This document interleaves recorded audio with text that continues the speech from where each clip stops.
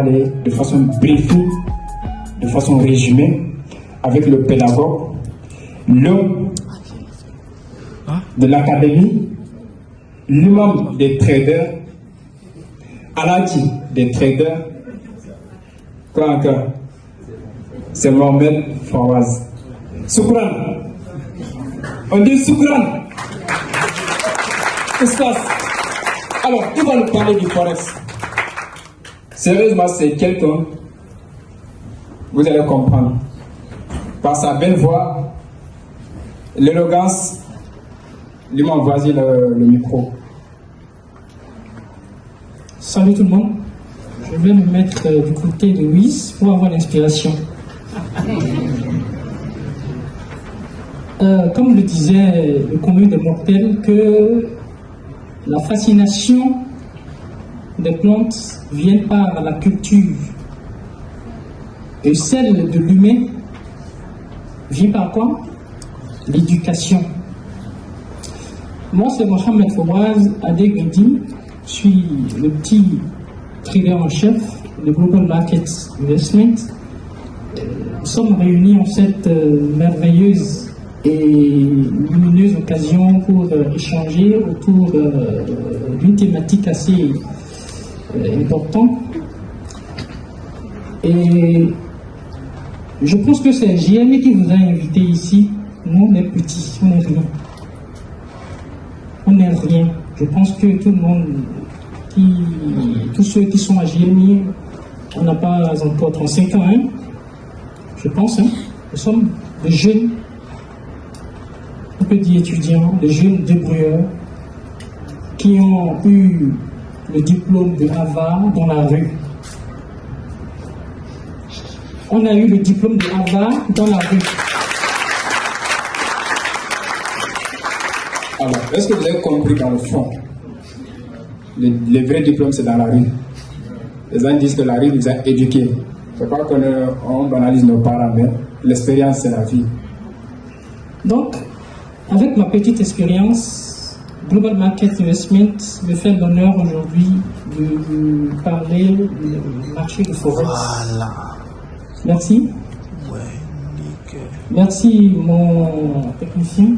Vous pouvez aller? Bon, passez, faut passer, ça c'est un peu peu. Alors, je serai un peu comique. Il y a quoi au tableau? Quelqu'un peut me lire ça ici? Il y a quoi? Ok. Quelqu'un a déjà lu devant ici. Au milieu, il y a quoi au tableau? Au milieu, il y a quoi? Devant ici, il y a quoi? Toto veut faire quoi? Je peux m'en arrêter là et je vais dire que j'ai présenté déjà le Forex.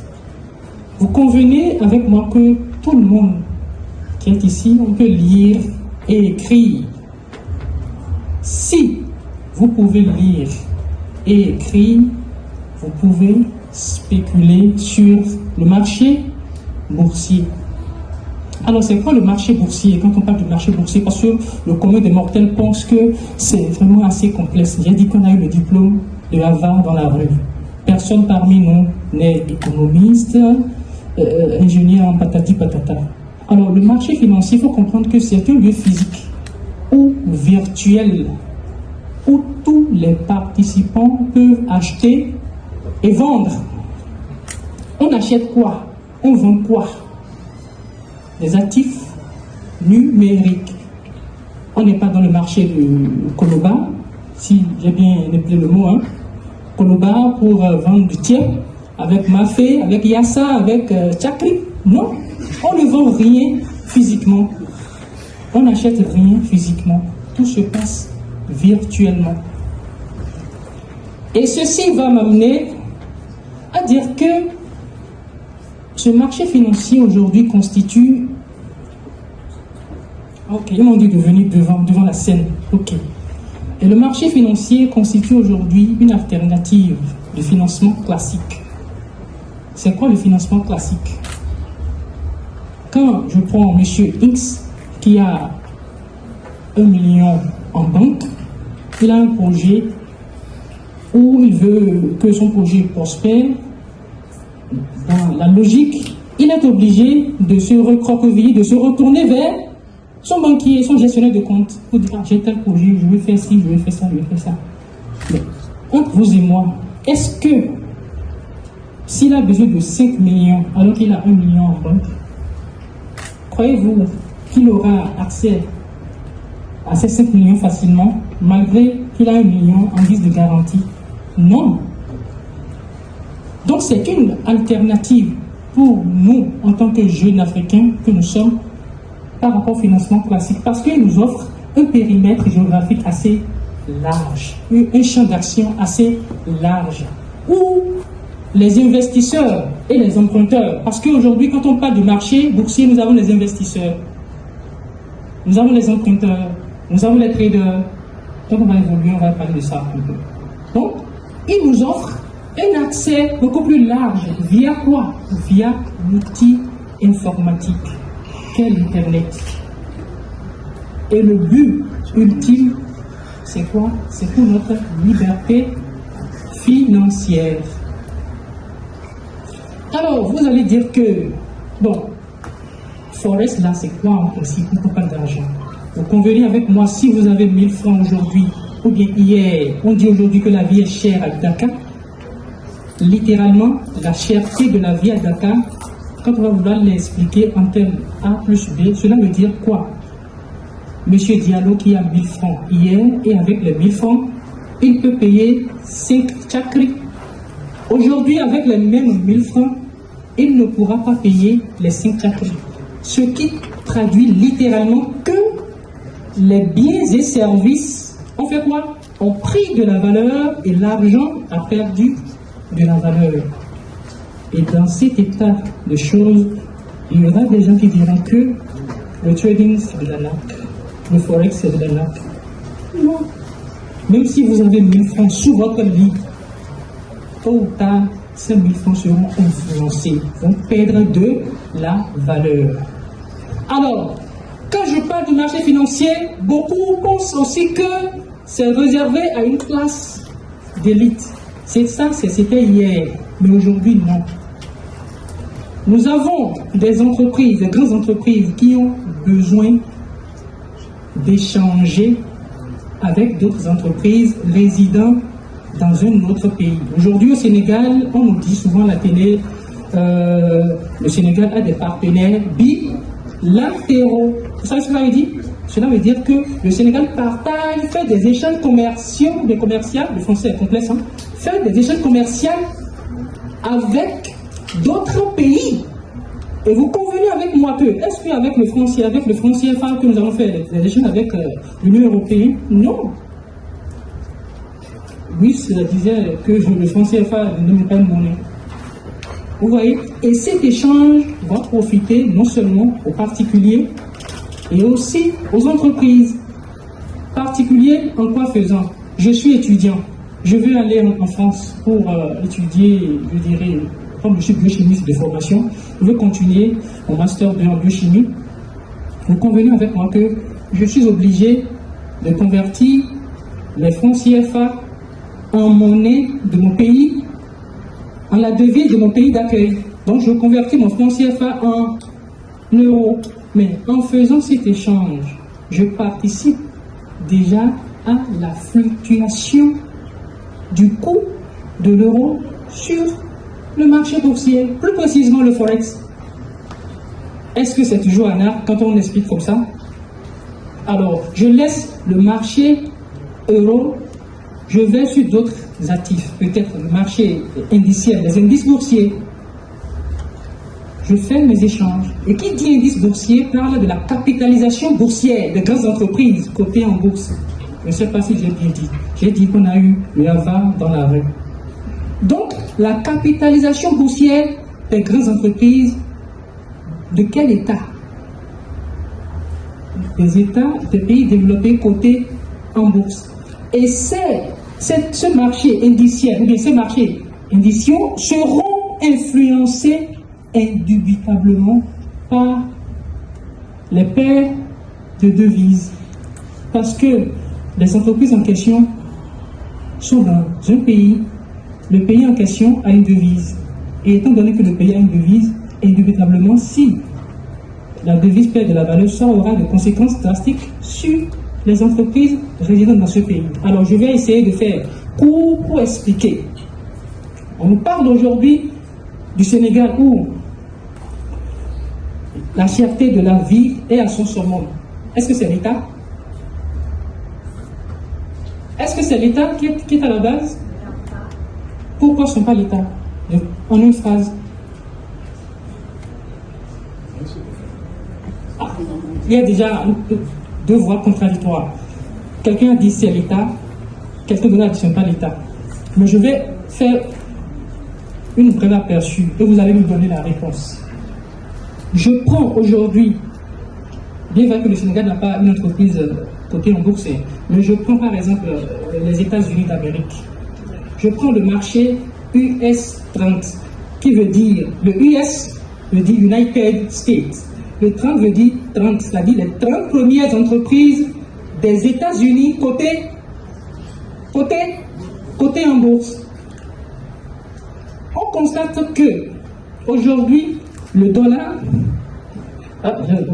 on constate qu'aujourd'hui, le dollar a pris de la valeur.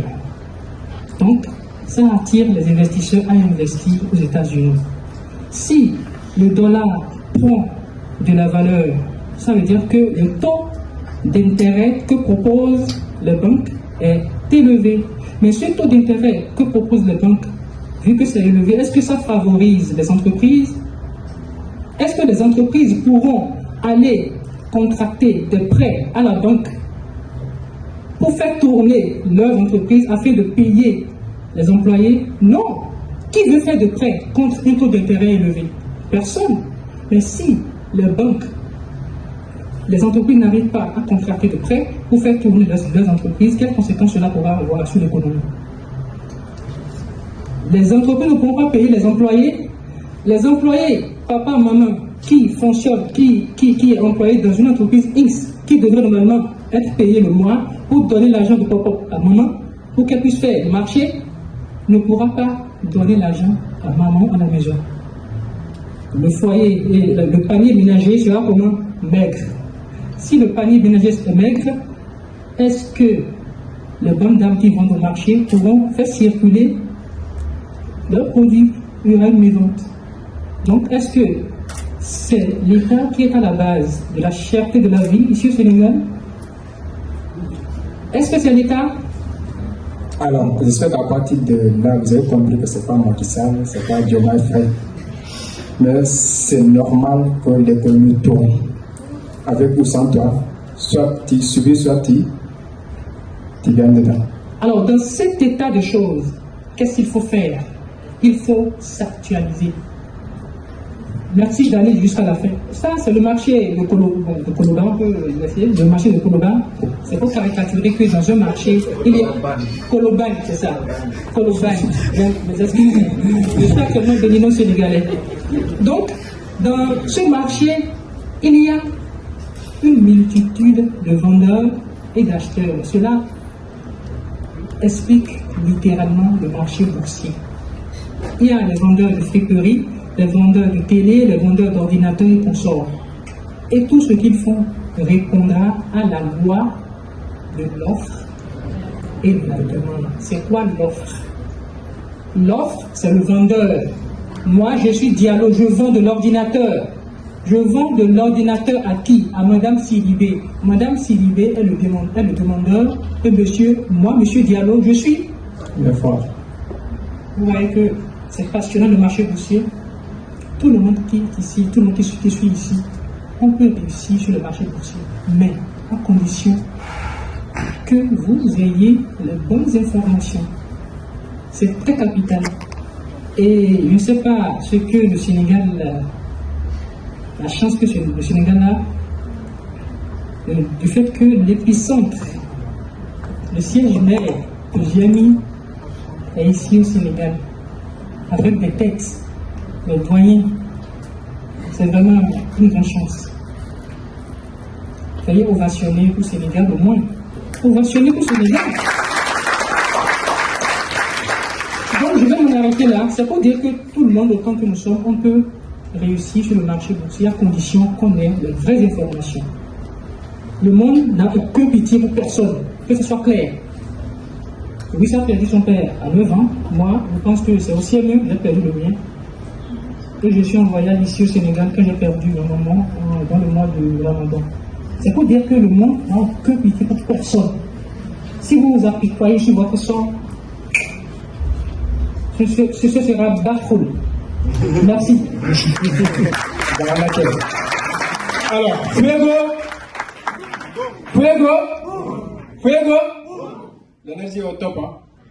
C'est bon. Alors, on a parlé de deux marchés. Le marché boursier, le marché des cryptos. J'espère que vous avez énormément d'informations déjà qui va bousculer normalement le cerveau aujourd'hui nuit pour dire comment je dois faire, qu'est-ce que je dois faire pour comprendre ça, comment je dois intéresser à cette chose-là, comment je dois me prendre aussi pour ne pas être en retard. Aujourd'hui, il y a des gens même qui ne maîtrisent pas WhatsApp. Je dis WhatsApp. Si vous savez que les gens ne maîtrisent même pas WhatsApp, si c'est vocal seulement que toi tu envoies un message, c'est que tu ne comprends rien encore. On parle de blockchain. Notez les noms. Blockchain, Binance, crypto, Bitcoin. Notez. C'est ça que moi j'ai fait en 2019 quand j'ai connu dans une conférence comme ça. On parlait de ERC20, Binance, Bitcoin. J'ai noté, je suis parti sur YouTube. Sinon, moi j'étais entrepreneur de la rue, vendeur ambulant, truc, mon coach est là. C'est lui qui m'a initié dans l'entrepreneuriat, l'esprit d'entrepreneur, mais numérique, je me suis décentralisé. Comme il a dit, le monde de la décentralisation est arrivé. Il va falloir passer à ça. Aujourd'hui, on parle de Forex, on parle de crypto-monnaie, on parle de la blockchain. Si ta curiosité ne te pousse pas à aller, comment je dois comprendre ça? Et aujourd'hui, la structure qui a des dettes dans tout ce qui est le Forex, les cryptos, avec des preuves palpables, ce n'est pas des choses qu'on venait vous raconter à la littérature, non. C'est mathématique, c'est pratique.